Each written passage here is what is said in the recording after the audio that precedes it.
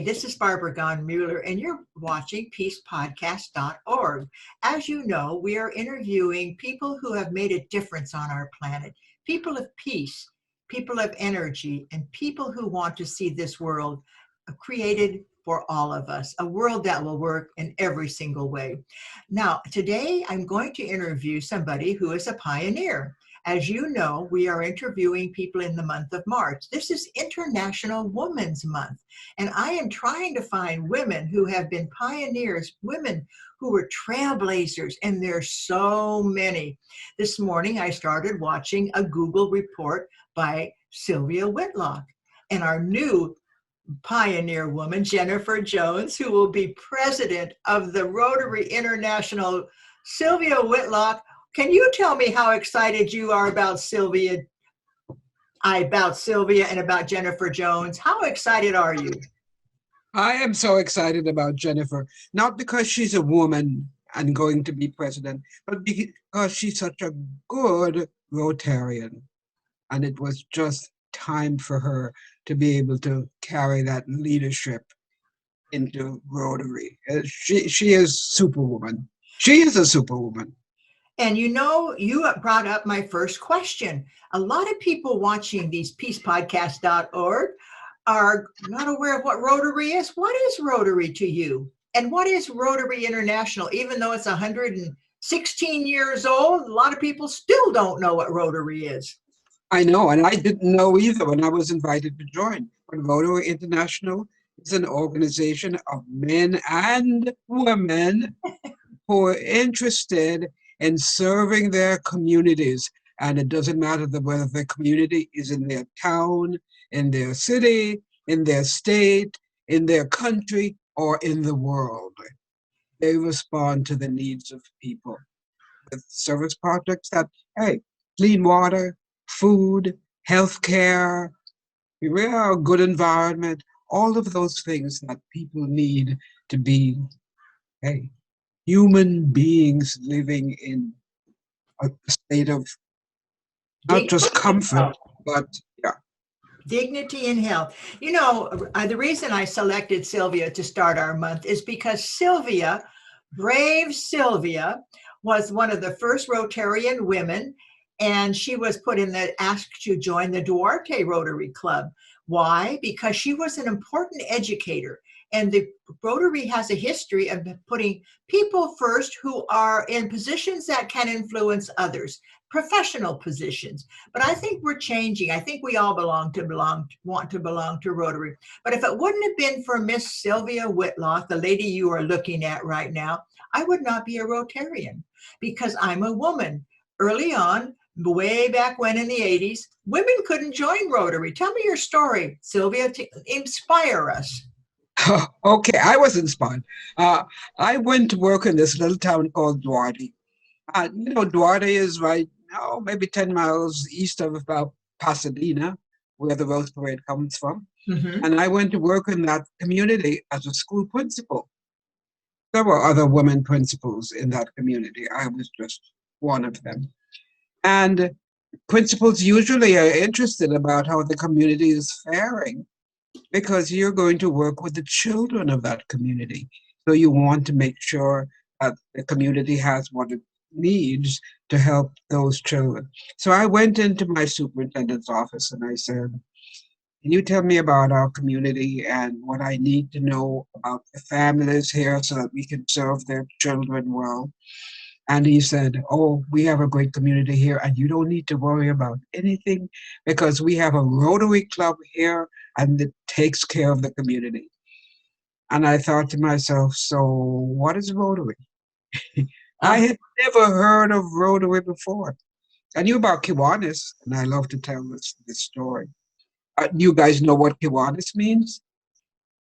It means waiting to get into Rotary. I knew about Kiwanis, but I knew about Sir Optimus, I knew about Elks, I knew about Lions. I was a school person. Lions take care of eyeglasses for children in school. I knew, but I didn't know anything about Rotary. But my superintendent, told me, well, that Rotary Club was having a problem. Well, he said, "You're going to be asked to join Rotary, but there are no women in Rotary." I thought, okay, we're going to do this. It's Uh-huh. okay. If this is the boss, he says we're going to join Rotary, we're going to join Rotary. Mary Lou Elliott, who was another principal, had already been invited to join Rotary. And so I did what my superintendent wanted. I joined Rotary. But let's tell you what happened.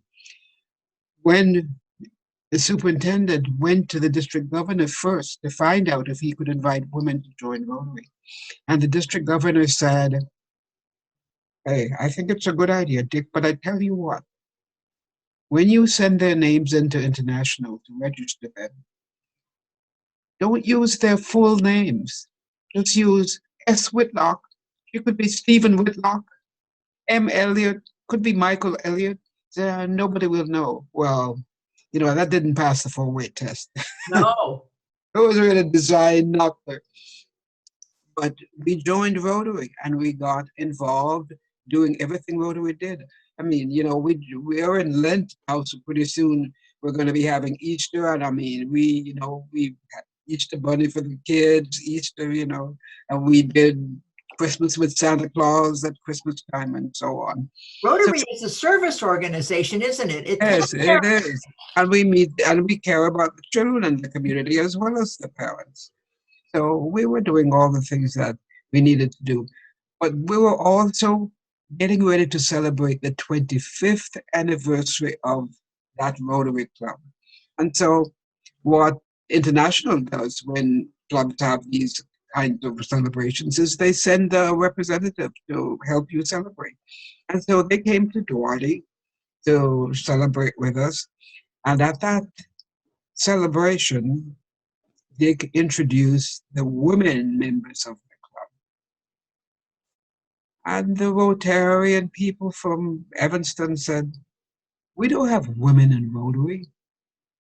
And we thought, this club does. Mm-hmm. Well, they were obviously not, they were concerned about it. But they stayed for the rest of the party. And they went back to Evanston. And immediately, probably by return post, Evanston sent us a note saying three things. They wanted us to know three things. Number one, there are no women in Rotary. Number two, you need to ask the women to leave. Number three, if you don't ask them to leave, stop calling yourself a Rotary Club. Wow. Well, I mean, they didn't mince any words, and we looked around it, and I can remember Bill Brooks saying, we're not going to ask the women to leave. Heck, they're doing all the work here in the club. They're Right. gonna. So we asked if we could appeal to the board of directors. And we were told, you can't appeal to the board of directors unless you're a real Rotary Club. And of course, with the women in it, we're not real. Well, okay. So we thought, well, we'll appeal to the council legislation because anybody can talk to the council. And so we did. But the issue was, when the issue came up at the council on legislation, it was not whether women should be admitted to Rotary, but it was whether the Duarte Rotary Club had violated Rotary's bylaws by inviting women. And of course we had. Well, the vote was 1,000 to 34, which put women down. Interesting, 34 people thought, doesn't matter what the issue is, women should be in Rotary. I met one of those people when the convention was in Calgary. I was on a train riding into the convention center, and I was sitting across from a gentleman and his wife. And I said, he said to me, "Duarte, you know how you read each other's tags?" He said, "Duarte, isn't that the club that invited women to Rotary?" I said, "Yeah, here I am." Uh-huh. And he said, "I was at that council and I voted to have women in Rotary because I always thought they should be there."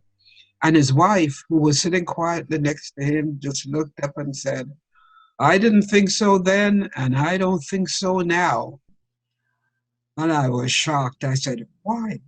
And she said, "Because We have our husbands going out to Rotary meetings at night, and the idea that they're meeting with women, we don't know what's. And I said, you know what? It's a service club. It's not a social club. It's all okay. But she was not convinced. Well, we went on to the convention, and Rotary International decided that they would take the charter of our club. Of Duarte. We refused. Oh yeah, when we refused to ask the women to lead, they decided they would take the charter of the club because we couldn't. What years are we talking about, Sylvia? Are Right we about 1976. 76? And so we decided that that's okay. You can take the charter of the club. I mean, they actually came to a coffee shop where we met and took the charter. We had to turn it in. And we decided, okay, we'll continue to meet. We'll just call ourselves the Ex-Rotary Club of Duarte. Oh, I love it. Look at And that pin. Yeah, the we became the Ex-Rotary Club of Ex-Rotary. Duarte. And we continued to meet. But then we thought, what do we do? And remember, this was a move that was decided to gain members for Rotary. It's really interesting because Rotary's motto is service above self. Service was what our club was interested in. The more people who could perform service, the better. Well, there were people at International who were more interested in self and what they felt about having women in Rotary. It didn't matter what they could bring to Rotary. And so they were not concerned. So we thought in a neighboring club in Arcadia, in the Arcadia Club, one of the Rotarians who was an attorney said, I think we can take this to court. Let me know when I'm running out of time. We can take this to court. And so we gave Rotary notice that we were going to take this to the court in California. And of course, they said, well, you can't take this to court in California because all the board of directors members are not Californians. This needs to go to federal court. But the reason they wanted it to go to federal court was because there had been an issue in New York concerning membership in private clubs that had gone to federal court, and the federal court had ruled in their favor, so they wanted to piggyback on that. But the federal court, in its wisdom, said no, it needs to go to the Superior Court of California. And so we took it to the Superior Court. And it didn't take long for the Superior Court to issue an order that said Rotary can choose whom it wishes to be members. What a historical really moment. Interesting. So we sat up because that was a shock for us, and we thought, oh no, we're not going to buy into this. And our attorney Sanford Smith said, we're going to appeal this. We'll appeal this to the appellate court. And he did his homework, and he found out that in California, as in many states, there are laws that prohibit this kind of discrimination in public accommodations. And the Rotary was a public accommodation. The classification system and the fact that at that time, probably 80% of the Rotarians had their dues paid by their employers. It was a public accommodation. And so he went to the California Appellate Court arguing the case of public accommodation. And the court immediately overturned the Superior Court's ruling. So they said, no, women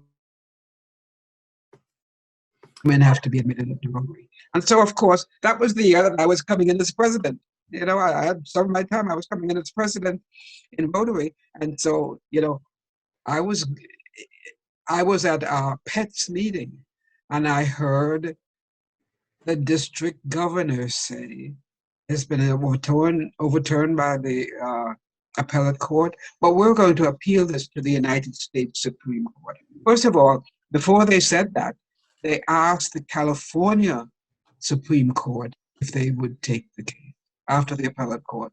And the California Supreme Court refused. They said, no, we agree with the appellate court. So by the time I got to Pitts, they said, we're going to appeal this to the United States Supreme Court. And I thought, that can't be possible. Women in a service club? Why would the Supreme Court want to hear this issue? The Supreme Court wanted to hear it because it was a civil rights issue, civil rights of women. and the court was interested in that. So, you know, he talked about our club and he said, hey, it's just a little club making a big noise. It's kind of the mouse that roared. Here's our mouse that roared. I went back to Rotary from Pets and we made a new banner called the Ex-Rotary Club of Duarte, the mouse that roared. And you have to know that we were the mouse that roared. We were the Ex-Rotary Club for 11 years. It took 11 years for this stuff to go through all the courts. So, you know, I went back and I was a good Rotarian. I did everything that dignified Rotarians with integrity do. And so we waded through the system. Well, of course, the Supreme Court did take the case. You know, they did take the case. And it took maybe 4 months for them to make a ruling on the case. And what was their rule? What was their mandate? The mandate that got all women into Rotary. And what would Rotary be today without women? I know. What would Rotary be today without women? The court found that considering the size, the Right. purpose, the selectivity, and the exclusivity of Rotary's membership, the relationship among the club's members was not of the intimate or private variety that warranted First Amendment protection, which was what Rotary was appealing for, First Amendment protection. So listen to what Justice Powell said, because this was a huge statement. He argued that many of Rotary's activities, including their meetings, are conducted in the presence of strangers.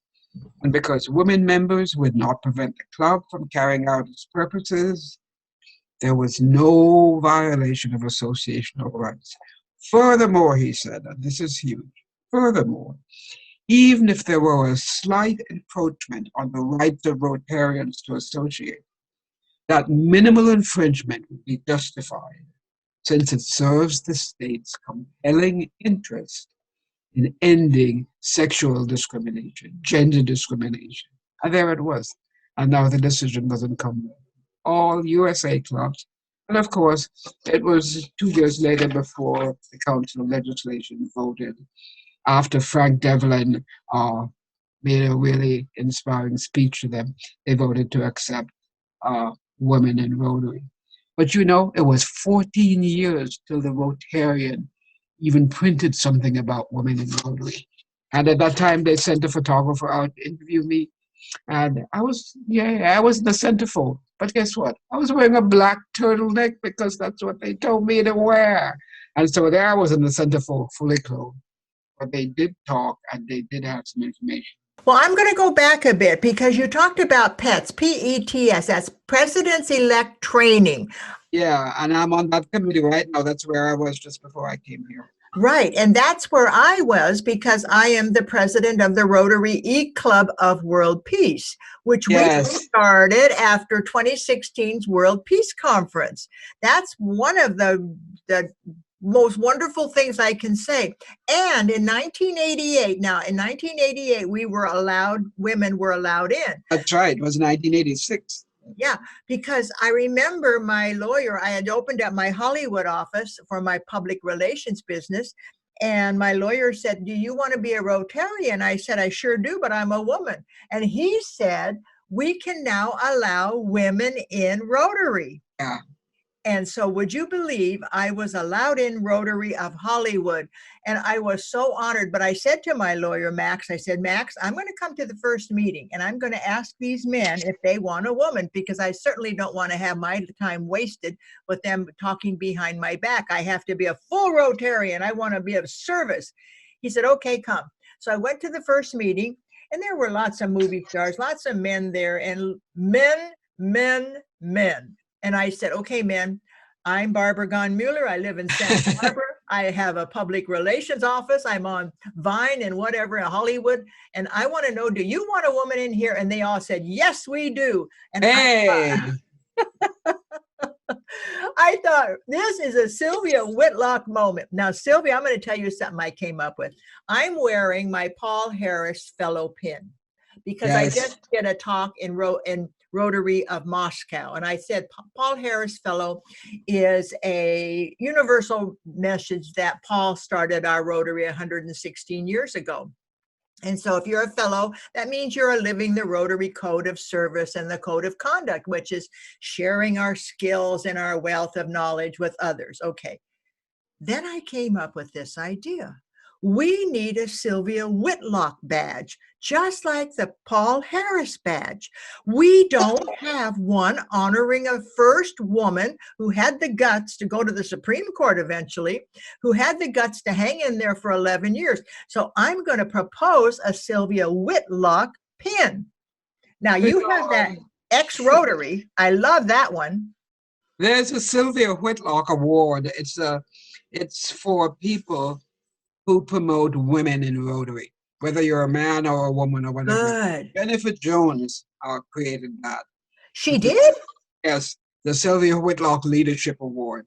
And it's been given to maybe 3 or 4 people now. In fact, she was actually the recipient of one. We gave her one because, she has really worked at promoting women in Rotary. Carolyn Jones received one. I received one. And let's see, there was someone in Australia who also received. Carolyn Jones is the most, she's been on my Peace podcast. You'll have to listen to Carolyn Jones. She's a pioneer also, living in Alaska. Yeah, she was a first trustee. Oh my gosh. One of the first women trustees in Rotary International. Now we're going to have our first woman president. And you know what? It's interesting that she was the first trustee and she was a Black woman. She's not easily identified as a Black woman. I was the first president. I was a Black woman. It's kind of nice in this DEI time to look back at that. In fact, one of the questions I was asked right after women were allowed to be in Rotary was, now that you have women in Rotary, I guess the next thing you can do is have in Rotary. I said, actually, we did it, both of them with one move. You're such a fighter. What is that makes you feel so strongly about your position in this world? What is it? Motivate others. My grandmother raised me like that. She didn't believe, she didn't know anything about service about self, but she served everyone and she didn't think there was anything that I couldn't do. Grandmothers are really important, Sylvia. My grandmothers believed in me like you wouldn't believe, and they were always there for me, and they were always encouraging me. My grandfather too, and I guess it's because they realized, that these are precious beings that are born to them, and they don't have to earn a living to support them. They get to enjoy us, and then they get to motivate us and make us peacemakers or whatever. Your grandmother must have been really strong. She was strong, and she was, boy, I can remember, I grew up in Jamaica, where we used to have, the butcher would come to our little neighborhood maybe twice a week. So you'd have to get out there at 6 o'clock in the morning and stand on line to get meat. Uh-huh. And my grandmother would go out there and get meat for the whole neighborhood. I mean, I can remember. She was an amazing woman. God bless her and thank you, Grandma, for bringing Sylvia into this wealth of knowledge that we gained when women joined Rotary. Rotary was always there for professional people, and I think that's their whole purpose. That's why we have this Paul Harris Fellowship and the Paul Harris Medal. But I really think that Rotary has grown and expanded because of women. We have a different perspective on the things that need to be done. And we have information on things that men alone don't have. Right. A lot of healthcare, sanitation, and some of those issues. Hey, we know about that stuff. Mm-hmm. We also pay attention to detail in a way that a lot of men. This world was made with men and women because we need them together to make humanity work. Boy, that's a fabulous statement for International Women's Month. I was thinking when I was writing yesterday about women, and I was thinking what women bring to the world is a unique perspective. And I think it's a good combination between male and female. I'm so glad that Rotary has strong men and strong women.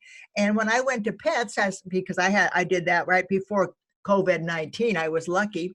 I got to meet the international President Holger, and he had this motto that we could open the doors. In fact, I have his pin here, Rotary opening doors. And we keep these pins. These pins Yes. are important. I look at these pins about for Rotary. You showed me your ex-Rotary. You showed me the mouse that roared. But you know what I'm thinking? We need pins for peacemakers. Let's invent pins for peacemakers. They don't get a chance to have a pin. We don't even have a model of a monument to an unknown peacemaker, but we have one for the unknown warrior. Right, Sylvia? I Holger, I'm waiting to meet him with my grandchildren. My grandchildren speak German fluently. Uh-huh. Because that's the only language their dad spoke to them when they were born. And now they're fluent German speaking, fluent Spanish speaking, and fluent English speaking. They can get a job at those little kids speak 3 languages. And that's important because it is important. We are global. We have Zoom. Exactly. And the United Nations is also available. They can work at the United Nations because they know 3 languages. That's one of the criteria because it's such a global organization. I learned 2 languages when I was working at the United Nations because they have free language classes for their employees. Tell me what you did at the United Nations. I forgot that part of your history. I balanced technical assistance accounts for all the member nations. I knew how to count money in 102 different denominations. Because I had to balance them. You had to balance all those accounts to the dollar. Balance them all to the dollar, and that's what I did. Well, this is no ordinary woman we're talking to. This is Sylvia Whitlock, who not only was the first woman to be a president of a Rotary Club, but also worked at the United Nations, our beloved global voice. And as you know, Sylvia, the United Nations is now celebrating its 76th anniversary. Rotary is celebrating its 116th anniversary. These are institutions that should join together. Yes, they should. They should. But there is. I think the Rotary is the only outside organization that really is involved with they have permanent status at the UN. Now we have 35,000 Rotary clubs around the world. Think about the measure, the months of work that we can do together. So I've been working, this is a little bit of a secret here, but I've been working with the president-elect, President Shekhar, and he really wants Rotary and the United Nations to work together. Yes. And I heard him recently, and he's really for peace. So with that, I'm going to say, I want to thank all of you, women and men, for honoring the women in your life during March and the month of the International Women's Month. And I want to thank Sylvia for being a pioneer, a gutsy woman, a woman who knew that there was no stopping her. If she needed to be an ex-Rotarian, that's all it's going to be, because I'm going to be a full Rotarian, and she was. And now I'm going to thank you, all of you, for watching. This is peacepodcast.org. I'm your host, Barbara Gahn-Mueller. And Sylvia, what last word would you like to say today? Thank you, Barbara, for honoring me with this interview. This was interesting. This is where my heart is. Mm-hmm. My heart is in Rotary. My heart is in the United Nations. My heart is wherever people are. And her heart is sharing her story. Share your stories. Tell the world what you have done. Let them know what your passion is. And someday we'll have do we have a Sylvia Whitlock book yet, Sylvia? We have a Women Also, it's not Women Also Serve, it's Women Also Serve. Isn't that this is a book about getting women in Rotary. Oh, I am so delighted. I am so delighted. Sylvia, all I can say is, ma'am, do I thank you for what you've done for our planet and for the women of our world. Thank you, Sylvia. And I thank Dick Key for inviting me to join Rotary. That has really created a purpose in my life that I didn't have before. Rotary does give you that purpose. And with all of these Rotarians around the world, think of the magnitude and the energy we share. Bless you, and please join us each week for Peace Podcast. Invite your friends to watch Sylvia and have a conversation. Thanks, Sylvia. Thank you, Barbara. Have a good one. You too. Lots of love.